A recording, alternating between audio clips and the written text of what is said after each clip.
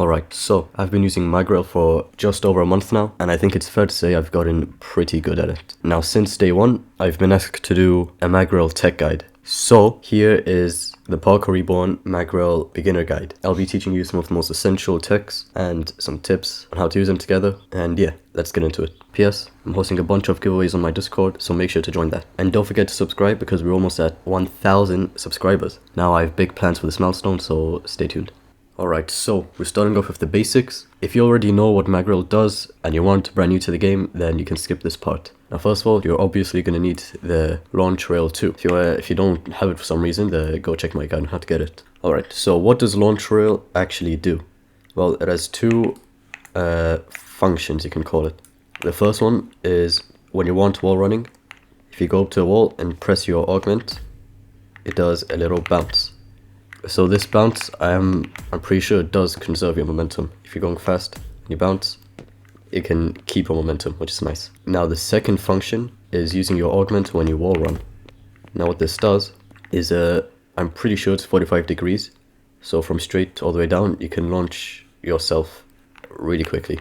And this also recharges your wall run. So if you look at the top, I'm wall running, I launch, and now my wall run is refreshed.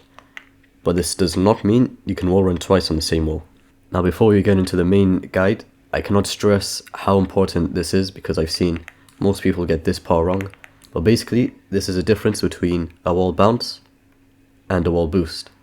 So, a wall boost is the one you get from completing the wall climb boost challenge all the way in Derwick. And this, as everyone knows, is a wall clutch and 2 jumps, like this.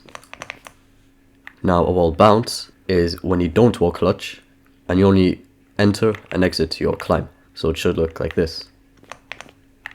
Now what makes this different is a wall boost does not preserve your momentum, alright? It does not preserve your momentum. But a wall bounce does. So you should only be using a wall boost if you have no momentum or if you're doing gearless. But if you have pretty much any amount of momentum, then a wall bounce will usually be just as good, if not better. If you want to make it easier to wall bounce, make sure to have hold wall climb on. So instead of pressing it twice, you just press it once, and that's it. Alright, onto the main guide. Alright, with the launch roll, you have quite a bit of freedom. So when you launch from a wall, you have a range of 90 degrees to go from. So for example, here, if I look towards the right, I can go forward because that's within the 90 degrees. If you try to go backwards, that's out of the 90 degrees. Alright, now the first tech we'll be going through is the Magdash, possibly the most important tech here. So the way it's done, it's simple. You press your augment twice, like so. What this does is it launches you and then it uses up your Magbounce. So this can be done in 90 degrees any way you want. Now you can also go backwards with this, but I don't really see how that would be useful. Now the point of this really is just to gain speed, which can launch you really quick, allowing you to trimp off the edge quickly, like how you saw there. So what a trimp is, once you tap the edge, you do a slide, which is really useful. Imagine it like a horizontal 1P. So if you get a long jump, you can trimp off this and jump, and it'll send you flying. So keep that in mind. Now something else I really like doing with Magdash is delaying the wall bounce if you're on a big wall. For example, if you do a regular Magdash where you double tap your augment, you're going to fall short. But since this wall is so big, you can delay it quite a bit and make it all the way to the end, just like that. Now the next thing we'll be learning is how to use our Magbounce. Basically, this can save you from a lot of heights, and if you combine it with a wall bounce, you can preserve your momentum. For example, that Magbounce there, it just saved me from that fall. And here it is with the wall bounce. See how quickly it sent me up? If you jump at the end or trimp, you can do a mag 1P. Remember, a trimp is just sliding at the end instead of jumping, like that. Now you can also force yourself into a mag boing, which is, instead of relying on full height, you use your 45 degrees of looking down with the wall run launch, and then you can activate your wall bounce, activate your mag bounce and wall bounce, and that'll send you up. So it should look like this. Pair this up with a jump and you'll go flying. Now I'm pretty sure you noticed how high I went when I did that. sometimes we don't want height, we only need speed. Now to get this, you're going to need to trimp. So like I said before, instead of jumping at the end, hold slide. But the secret is, as soon as you hold slide, you press your jump, which will send you flying horizontally. So it should look like this. Now if you go too high, to the point where you're going to die if you fall, you can again decrease your height by implementing a drop kick like this. So now that we've learned mag boing, how can we keep increasing our height? Well, it's simple. You just need more speed. For example, here there's a lot more room for me to gain speed. So if I do a mag boing here, it will go a lot further. Now, if you're on flat ground and you need speed, what do? Well, you can just simply do a wall run launch from anything around you. But if you want to keep going faster, you slide once you touch the ground, like so. Now if you want to go even faster and stack your speed up with each slide, you can hold after boost, like this. Now if you want to double it even more, you slide and after boost again once you reach the bottom, like this. You keep stacking your slides and after boosts on top of each other, and it'll send you flying. Now what else can you do? So here's an example where you could use a trimp, mag trimp, like that, where the bottom of your body touches this, and then you just slide.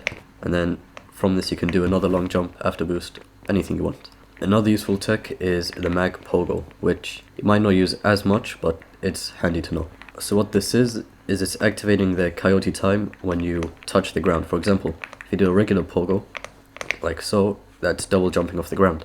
Now if you mag bounce, that can trigger your coyote time and trigger you to walk again, which you can slide in this, for example. So what I did there was using my mag bounce as soon as I touched the ground, or right before I touched the ground, which let me slide again. Another useful tech is saving yourself from any amount of fall damage, and that is grappling to one of these points at a high speed. What this does is it slows you down and lets you bounce off the wall next to it, so it should look like this. And then you can wall run and climb up again. Here's a better example from all the way up here.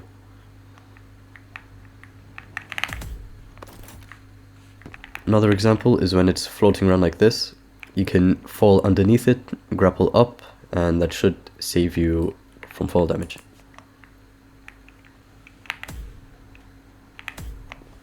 Now we're going to get into stacking mag boings. Basically, use your mag launch down here, you do another mag bounce with a wall bounce, and then boing off here where you trimp, which is a slide and a jump, and then you repeat the same thing on the wall in front of it. So over here you do another mag bounce, wall bounce, and another trimp and jump. So it should look like this. Just like that. Now I did forget to mention, if you do a second mag bounce after your wall bounce, for example, mag bounce, wall bounce, mag bounce, except this time that second mag bounce, you press it right before you trimp, right before you slide and jump, it should send you a lot further. For example, here it is without the second mag bounce.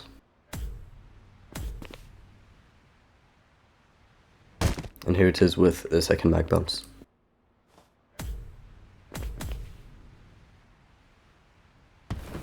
Now your timing does have to be quite well for the second mag bounce, so if you find that too hard to do, then you don't need to worry. Now this second mag bounce could actually be used in a lot of things. For example, how would you get over this without it obstructing your path? For example, in this. Now it's easy, just do a mag bounce on the top and do a trimp, which is again just a slide. Like so. Now if you want to save yourself from falling down, you could use the spring hook gear. But the problem is, this only preserves 85% of your speed. So a better way to do this with mag bounce is to, like we did over here, mag bounce and slide, for example here. Just like that. Instead of using spring hook, you can do that and it'll keep whatever speed you have. And then you can long jump at the end, like this. Now, you're also going to want to learn how to chain your Magdashes. So a lot of you might be doing like this, where you just swap between them. But you can do what's called a cross dash, where you only activate your first augment without the mag bounce. And right before you wall run on the other wall, you use your mag bounce and then wall run. For example, like this. And then from there, you can do it again. Like so. We went through a lot in this video, so I think now it's time for some tips. If you see a wall like this with two textures, you can do a mag boing twice on this.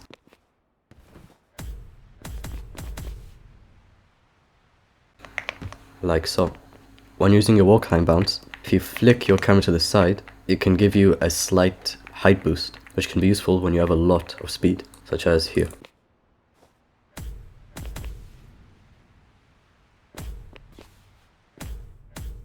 If you quickly want to scale a bunch of props like this, just keep on trimping. Anyways, that does it for this video. I really hope this helped. If you need any help, join my Discord, feel free to ask in the comments, anything you need. And make sure to subscribe, we're so close to 1,000 subscribers. So, that being said, see you all in the next video, and bye.